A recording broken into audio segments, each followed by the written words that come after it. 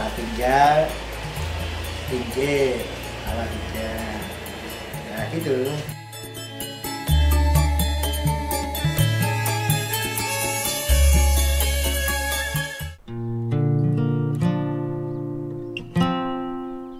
Bukan lagi sesuatu yang asing bahwa setiap wilayah di seluruh Indonesia memiliki desa wisata.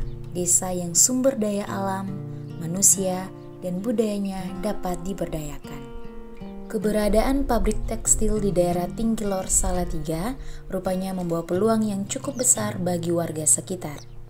Dengan memanfaatkan limbah kain yang tak terpakai itulah menjadi titik awal berdirinya usaha konveksi yang saat ini telah menjamur di desa kecil dan menjadikan desa tersebut sebagai sentra usaha konveksi di Salatiga dan hadirnya desa wisata Tingkilor. Dalam upaya pengembangan usaha-usaha kecil mulai bermunculan mengisi mata pencaharian warga lainnya, mulai dari tahu, keripik tempe, sambal kacang, hingga kayu serta mebel.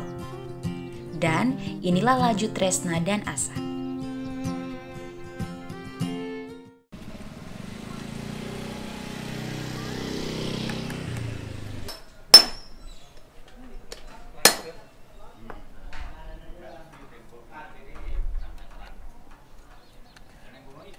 Suka dulu, antik dulu. Nah,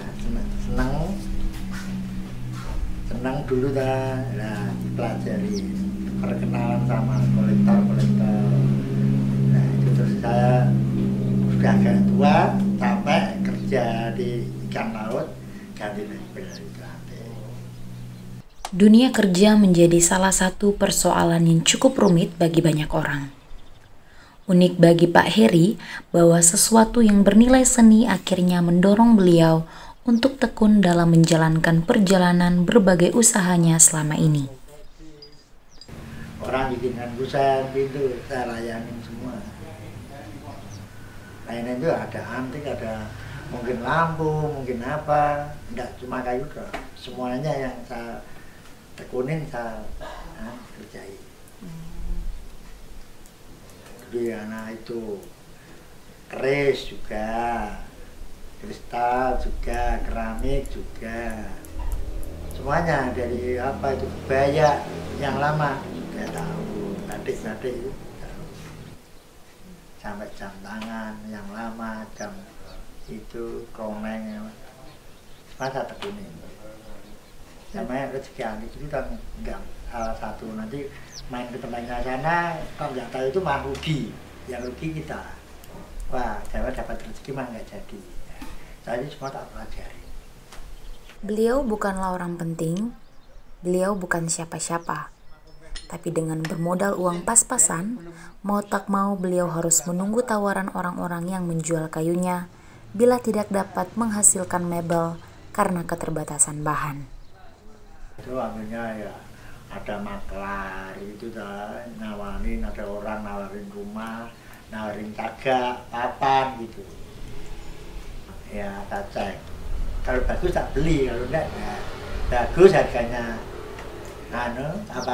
ya murah ya tak beli, jadi berbahan ini biar dapat untung. Banyak orang menganggap bahwa pengrajin kayu sudah pasti kaya raya dan untung banyak. Sekali penjualan bisa mencapai berjuta-juta. Tapi kenyataannya,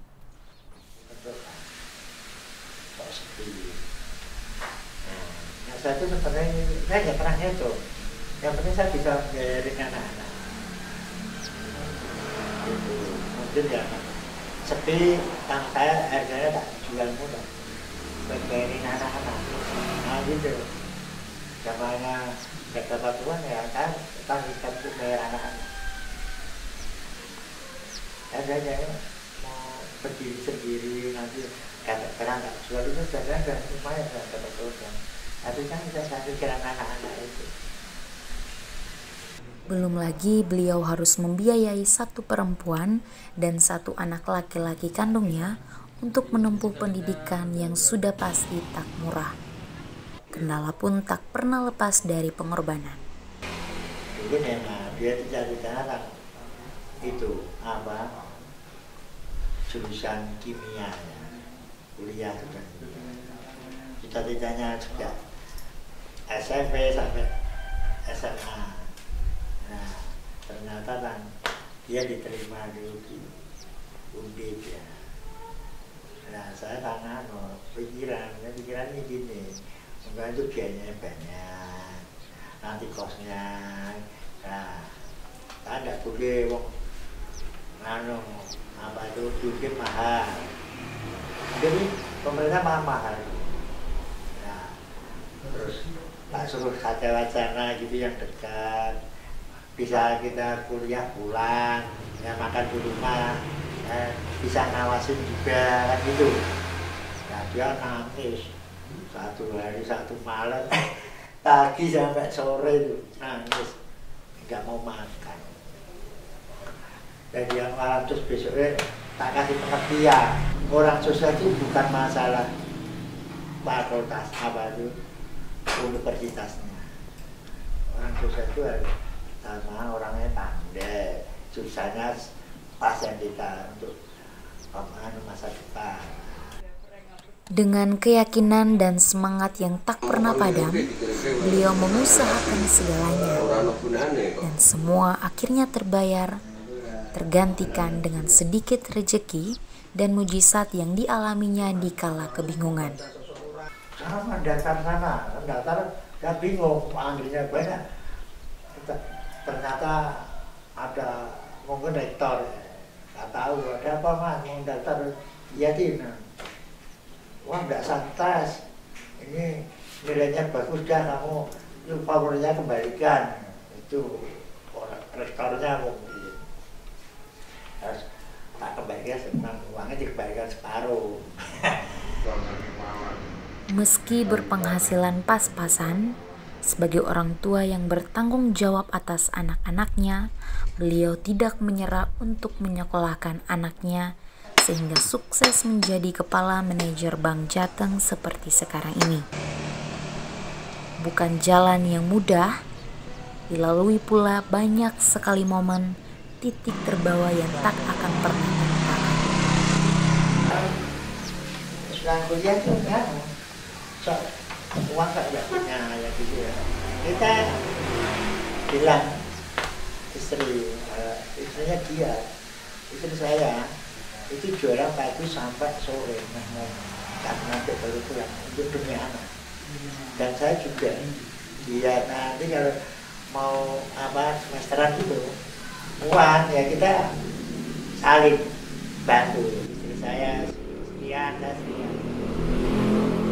Dan anak perempuan saya ikut rajin juga, ikut bantu ibunya jualan. Jadi anak saya kuliah dulu waktu dulu. Pulang kuliah langsung bantu ibunya jualan. Tak hanya persoalan biaya hidup dan kuliah anak-anaknya, beliau juga telah mengalami pahitnya bertetangga. Dalam kehidupan bersosial, sebuah ketenangan dan kenyamanan mungkin dirasa mustahil awalnya. Apalagi jika dikaitkan dengan pekerjaannya sebagai tukang antik dan mebel. Tamu antik itu nggak seperti tamu orang mana. Datangnya tengah malam. Ada sampai jam 2 malam datang. Nah, transaksi apa gitu. Tak ganggu, datang gitu ya, ganggu lagi. Tapi saya kan diam. Namanya orang kita malah.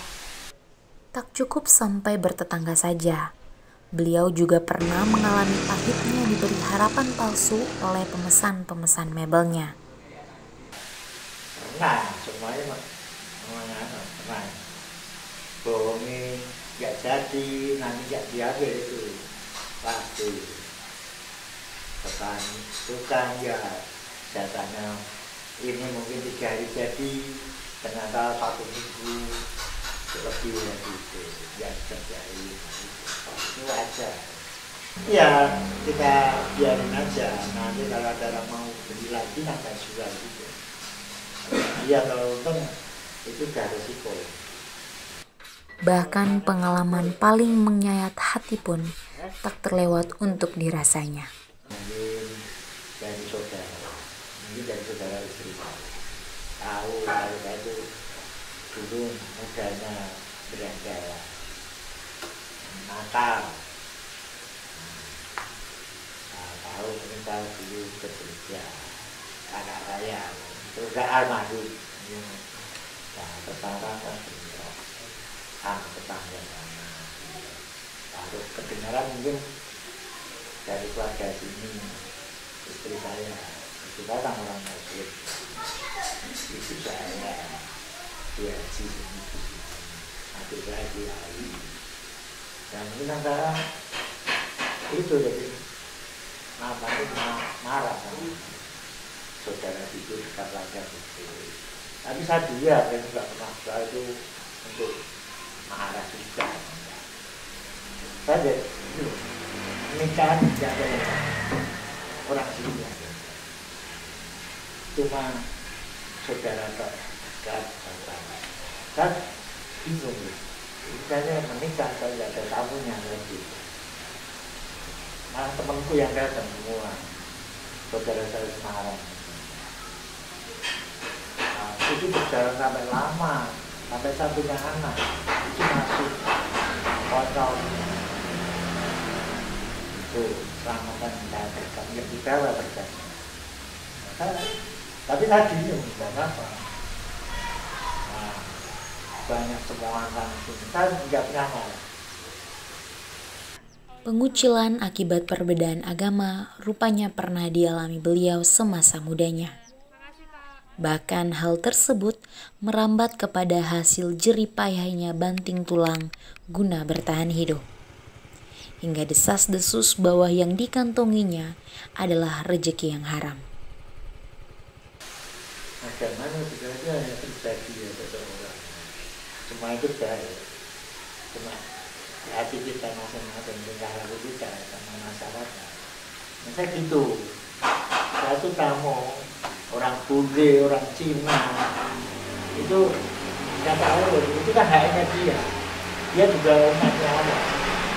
Jadi saya nggak membedakan masalah rezeki, masalah itu uang dari mana, kalau katanya orang dari Kristen haram, saya enggak, semua uang sama. Oh, bedakan yang haram yang bagaimana? Saya nggak tahu. Nah, saya nggak tahu. Yang penting saya dia beli pada uang sah ya, itu namanya halal. Nah, tanya gitu. Ada dulu yang bilang gitu, wah kamu kalau transaksi sama orang lain Muslim haram. Enggak. Saya nggak bisa bedakan uang. Di Mekah pun orang Islam Muslim kan transaksinya sama orang luar, orang Kristen. Uang jangan dibedakan, yang penting itu hati. Nggak bisa bedakan, kita sudah tahu ya. Kamu nyuri, uangnya bedakan saya, ya itu haram. Kata beliau, yang penting hati dan kejujuran. Meski dibenci oleh banyak orang sekalipun, beliau tidak menyerah untuk membantu sesama. Terutama merekrut para pekerja yang beliau sebut anak-anak untuk diberdayakan yang putus sekolah dan yang kehilangan pekerjaan, mengajari mereka dari yang tidak tahu menjadi tahu dan mampu. Nama saya Edi, umur 58. Nama saya Wahyu Haji, usia 40. Namanya M. Abid Saiful Amri, usia 29 tahun. Awal mulanya ya ketika lulus SMP terus di rumah nggak ada kegiatan, tuh diajak sini. Udah 15 tahunan di sini. Ya, waktu itu saya kan kerja Damatek. Setelah Damatek saya PHK, umur 55 saya PHK, saya ikut ke mana, ke Garjo dulu. Setelah itu kembali ke sini, ditarik sama Mas Hari. Kalau Mbak Hari ini bu sekitar 5 tahunan ada. Kalau nggak salah Mbak, 5 tahunan lebih. Pertama kali kan saya kerja di sambal pecel, terus sambal pecelnya agak lesu, terus saya jalan-jalan sini ditawarin kerja di sini mebel. Terus terang pertama kali saya kerja di mebel kan mentah, belum tahu apa-apa.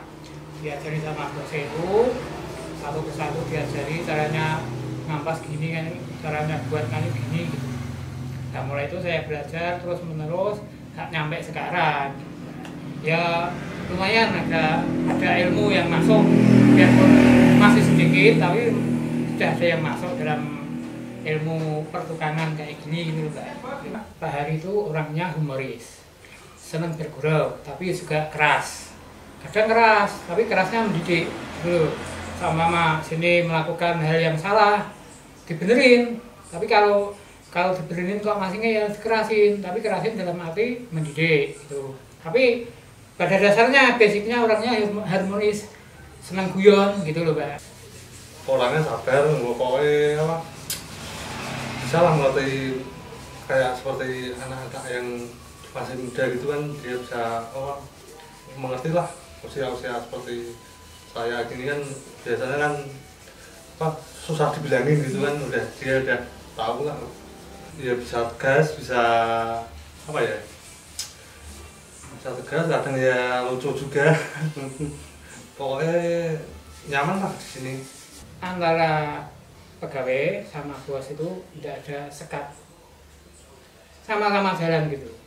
Ya pokoknya nggak ada masalah ya kita bicarakan. Nggak seperti yang saya nggak seperti yang di lain. Kalau ada bosnya kan ada kayak ada sekatnya. Ini enggak. Sama aja mau bikin wedang itu kok adil. Mau makan ya tinggal bilang. Minta rokok tinggal minta, gitu aja.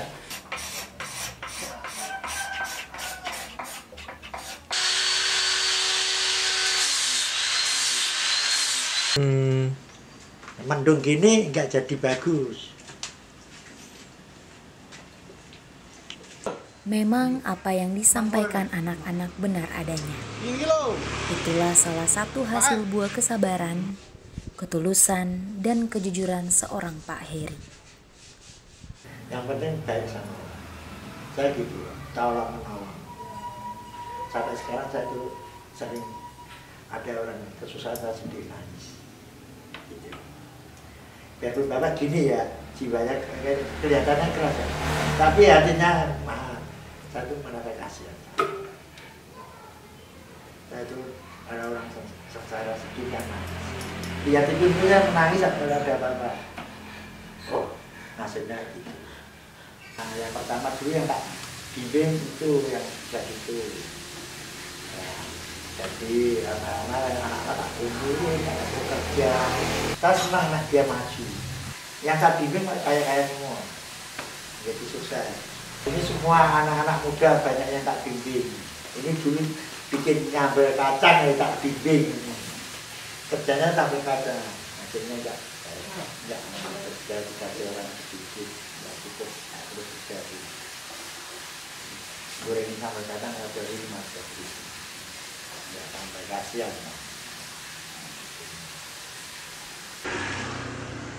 Dari semua kejadian di atas serta pernyataan yang ada, tentu terselip sebuah asa. Harapan baik untuk mereka semua, untuk kemajuan desa beserta usaha-usahanya. Bantuan oleh pemerintah pun kerap kali didoakan. Semoga para tukang mendapatkan hak mereka sebagai salah satu pemberdaya warga sekitar. Memang jarang sekali ada bantuan, apalagi dari sini mebel belum ada bantuan sama sekali. Kadang pemerintah kita mengajukan bantuan yo, aslinya minimal ki alat pertukangan gitu loh, yang kecil, yang gerinda atau apa gitu. Tapi kan cenderung pemerintah itu ya konveksi, cenderung pokoknya bantuan-bantuan yang lain, pokoknya di lain mana pun ginian itu enggak. Kayak yang konveksi itu biasanya kan itu. Ya harusnya pemerintah harus mikir sampai di situ. Wali kota mungkin dia turun sendiri, nanti memberi instruksi yang bagian wisata siapa, didata. Tak banyak sini yang pertukangan kan banyak sekali. Tapi yang di sini tidak pernah dapat bantuan. Tapi di sana ada. Tingkat tengah mungkin ada bantuan. Itu yang di Cengek itu pertukangan itu ada dapat bantuan, tapi grup sini tidak ada teman. Nah itu apa itu RT RW-nya kurang memperhatikan. Ya, mungkin kan itu harus melalui RW RT ya. Itu harusnya memperhatikan juga, nggak dipertahankan juga dong. Kan bisa maju kan, di sini maju salah tiga maju kan ya senang pemerintahnya. Iya kan, banyak tamu wisata, banyak apa kan, ada pemasukan. Mungkin pandangan ke pemerintah kalau sudah mendirikan mebel berarti orang yang mampu gitu loh, mungkin gitu. Masa pertanyaan mesin ini belikan, konversi belikan, bertahun dapat sumbangan, tapi di pertukangan tidak ada.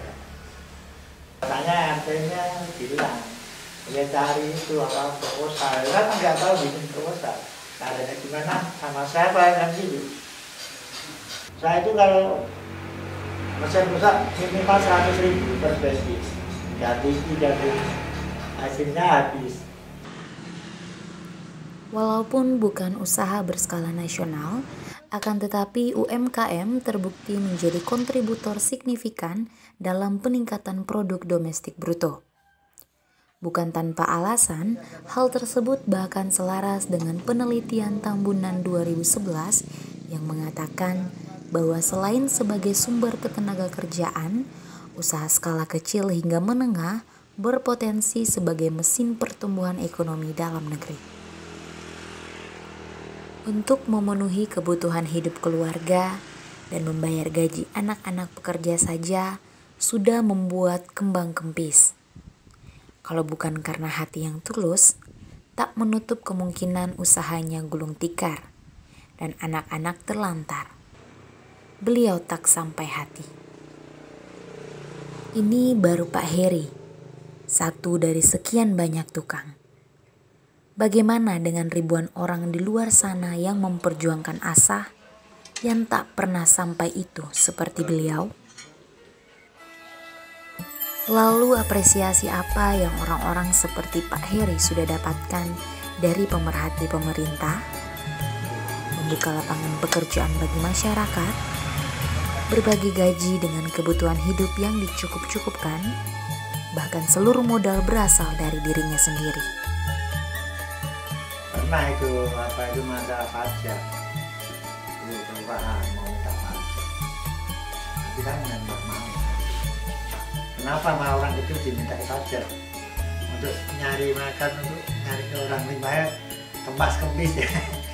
Gue mau diminta pajak, tak bilangin itu minta pajak yang besar-besar itu pabrik-pabrik itu.